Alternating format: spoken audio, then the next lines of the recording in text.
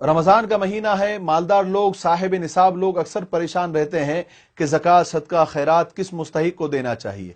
मगर ले दे के रमजान के आते ही सड़कों पर, मस्जिदों के बाहर, गलियों के बाहर काले पीले अड़े तिड़े और लंगड़े लूले भिखारियों के अलावा हमारी कौम को कोई मुस्तहिक नजर ही नहीं आता, और उन्हीं को देकर वो ये समझते हैं कि हमने हक अदा कर दिया, हमारी ज़कात सदका अदा हो गया। हकीकत यह है कि हम लोग ज़कात, सदका, खैरात को बोझ समझने लगे हैं और उसे जल्द अज जल्द उतार कर फेंकना चाहते हैं। इसीलिए कम से कम फासले पर, नजदीक से नजदीक, कम से कम वक्त में ये फर्ज कैसे अदा हो जाए, यही सोचते हैं। और हमारी इसी सुस्ती, गफलत की वजह से उम्मत के लाखों नहीं, करोड़ों नहीं, बल्कि अरबों रुपये ठग लोग, फ्रॉड लोग, नकली लोग लेकर उड़ जाते हैं और अय्याशियां करते हैं, और साहिब निसाब लोग और मालदार लोग ये समझते हैं कि हमने हक अदा कर दिया। अरे भाई मालदारों, अगर आप चाहते हैं कि आपकी ज़कात और आपका सदका और आपकी खैरात मुस्तहिक, असल मुस्तहिक के काम आए तो कुछ हिम्मत कीजिए।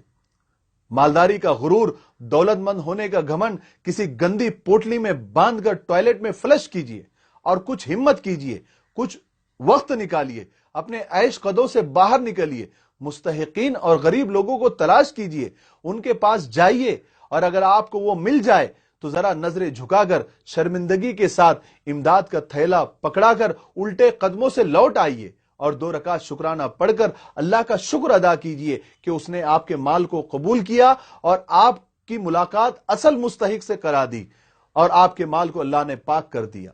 तो पहले ये बात जान लीजिए कि कुरान पाक के मुताबिक असल फकीर और मुस्तहिक कौन है, किन को हम अपनी ज़कात, सदका और खैरात देकर सवाब दारैन हासिल कर सकते हैं। कुरान पाक में लिल फुकराई वल मसाकिन, आपके माल के हकदार फुकरा यानी फकीर और मिस्कीन हैं। और फकीर हम उन भिखारियों को समझते हैं जो सिग्नल पर या मस्जिद के बाहर खड़े होकर या हमारा दरवाजा खटखटाकर हमसे बड़े पेशावर तरीकों से भीख मांगते हैं, कभी ऑडियो लगाकर, कभी स्पीकर लगाकर, कभी गाना गाकर। ये ऐसे लोग होते हैं कि इन्हें 1 लाख रुपए भी दे दिए जाए तो ये दूसरे दिन भीख मांगते हुए नजर आएंगे। ये भीख अपनी जरूरत के लिए कम और अपने नशे के लिए और अपने चरस और गांजों के लिए ज्यादा मांगते हैं। ऐसे भिखारियों की तादाद बढ़ाने में हमारा सबसे बड़ा हाथ है। आज हमारी सुस्ती और गफलत की वजह से हमारे मुल्क में 4 भिखारियों में 3 भिखारी मुसलमान होते हैं। अल्लाह के रसूल सल्लल्लाहु अलैहि वसल्लम ने इनके बारे में फरमाया कि जिसने अपनी जरूरत पूरी हो जाने के बावजूद अगर सवाल का हाथ फैलाया तो उसने अपनी जहन्नम की आग में इजाफा किया। कुछ मालदार तो ऐसे हैं कि वो इंतजार करते हैं कोई उनके पास आए, उनके सामने रोए, गिड़गिड़ाए, अपनी हाजत, अपनी मुसीबत, अपनी जरूरत बयान करे, फिर ये सेठ साहब उनको बहुत सारी नसीहतें करे, फिर थोड़ा सा माल इस अंदाज से दे कि जैसे बहुत बड़ा एहसान किया है।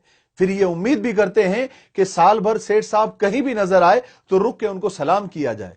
सोचिए इस नीयत से क्या उनको सवाब मिलेगा? खूब समझ लीजिए, फकीर का मतलब ये भिखारी नहीं है जो बाहर सड़कों पर भीख मांगते हैं। फकीर ऐसे शख्स को कहते हैं कि जिसके पास कुछ ना कुछ मालो असबाब हो, जरूरियाती जिंदगी का सामान हो, मगर वो साहिब निसाब न हो, उसकी कमाई उसके खुद के लिए और उसके फैमिली के लिए नाकाफी हो।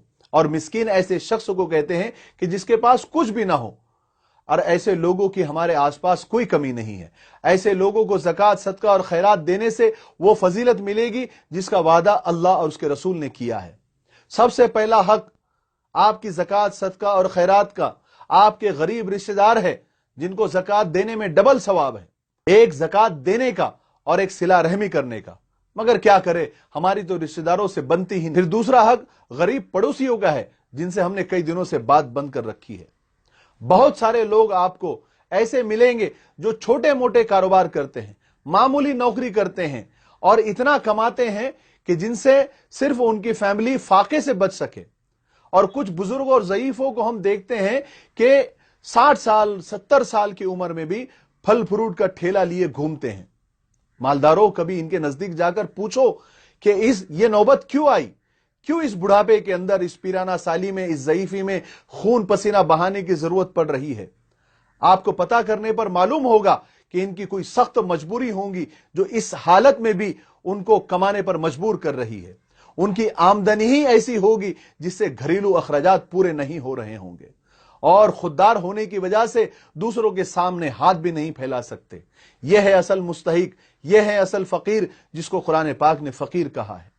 کچھ لوگ ایسے بھی ہیں جو آپ سے کبھی کچھ نہیں مانگتے، پیٹ کاٹتے ہیں، مصیبتیں برداشت کرتے ہیں، جن کے بچے حسرت سے پکوڑوں اور سموسوں اور بریانی کو دیکھتے ہیں اور آنسوؤں کا گھونٹ پی جاتے ہیں، جو پڑوسیوں کے گھروں سے آنے والی اچھی اچھی خوشبوؤں سے بے چین ہو جاتے ہیں مگر تھوک نگل کر رات کا باسی کھانا کھا لیتے ہیں۔ مسجدوں میں آنے والے وہ خوددار نمازی جن کے کپڑے اور چپلوں سے آپ کو ان کی غریبی کا اندازہ ہو جائے گا، وہ ایسے خوددار ہوتے ہیں کہ اگر ان سے پوچھا بھی جائے کہ آپ نے افطاری کی، آپ نے کھانا کھایا، تو وہ نقلی ڈکار مار کر یہ کہتے ہیں کہ اللہ کا شکر ہے اتنا کھایا کہ بد ہضمی ہونے والی ہے، حالانکہ وہ اتنا کھائے ہوئے نہیں ہوتے ہیں۔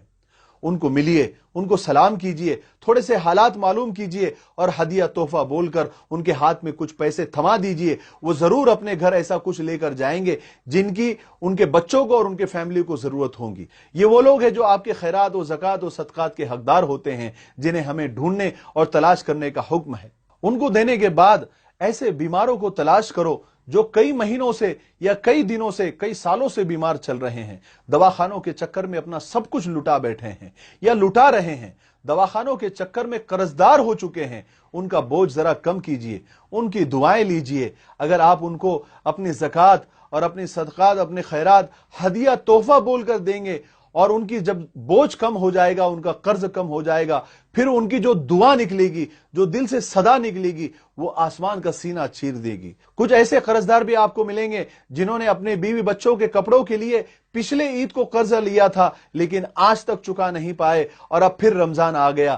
ایسے لوگوں کا بوجھ کم کیجئے، ایسے لوگوں کو، ایسے مستحق لوگوں کو آپ اپنے زکوٰۃ اور اپنے صدقات اور اپنے عطیات اور اپنا مال دیجئے اور ان سے دعائیں لیجئے۔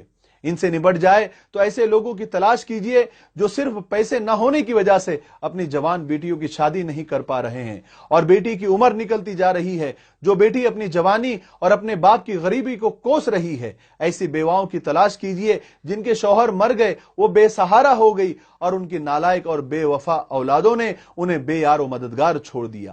ان کے بعد گلیوں میں ایسی چھوٹی چھوٹی راشن کی دکانیں تلاش کیجئے، ان سے پوچھئے کہ کون ہے ایسا جنہوں نے تم کو راشن کا بل اب تک نہیں دیا کئی مہینوں سے۔ اس مستحق کو بلائیے، اس ضرورت مند کو بلائیے، ان کو اپنا پیسہ دیجئے۔ وہ کتنا مجبور اور کتنا ضرورت مند ہوگا جس نے اپنے راشن کے لیے بھی کئی مہینوں سے پیسہ نہیں دیا ہوگا۔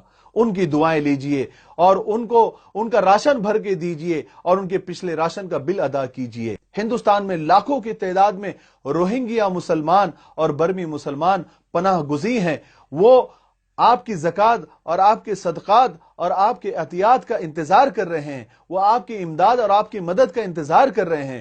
ان کے بھوکے پیٹ اور ان کے ننگے بدن کو دیکھ کر غیر مسلم بھائیوں کو اور سکھ بھائیوں کو رحم آ گیا، وہ آگے بڑھ کر انسانیت کے ناطے ان کی امداد کر رہے ہیں۔ اور ہم یہاں مسجد اور مدرسوں میں اے سی اور ماربل لگا رہے ہیں۔ ہم نے مسجدیں اتنی قیمتی بنا دی ہے کہ اب وہ مسجدیں کم، کوٹھیاں زیادہ لگنے لگی ہے۔ ان کی حفاظت کے لیے تالے لگانے پڑ رہے ہیں اور محافظ اور چوکیدار رکھنے پڑ رہے ہیں۔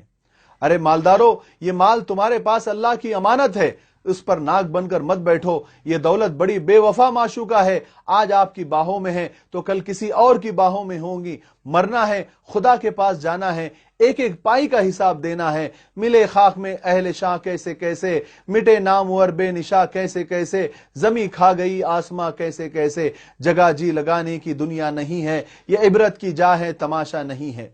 اگر ہم اپنی رمضان کی مصروفیات اور عید کی تیاریوں میں سے تھوڑا سا وقت نکال کر ان غریب اور مستحق اور مجبور لوگوں کی مدد کریں گے تو ہمارے کام اتنے متاثر نہیں ہوں گے، لیکن ان لوگوں کے لیے آسانیاں پیدا ہو جائے گی اور یہ آسانیاں ان کے پھیکے پھیکے سے تہواروں میں خوشیاں بھرنے کے ساتھ ساتھ ان کی زندگی کی مشکلات کو کم کرے گی، اور آپ کو دوسروں کی مدد کرنے میں جو خوشی اور جو مٹھاس اللہ پاک نے رکھی ہے اس کا ایک عجیب احساس آپ کو ہوگا۔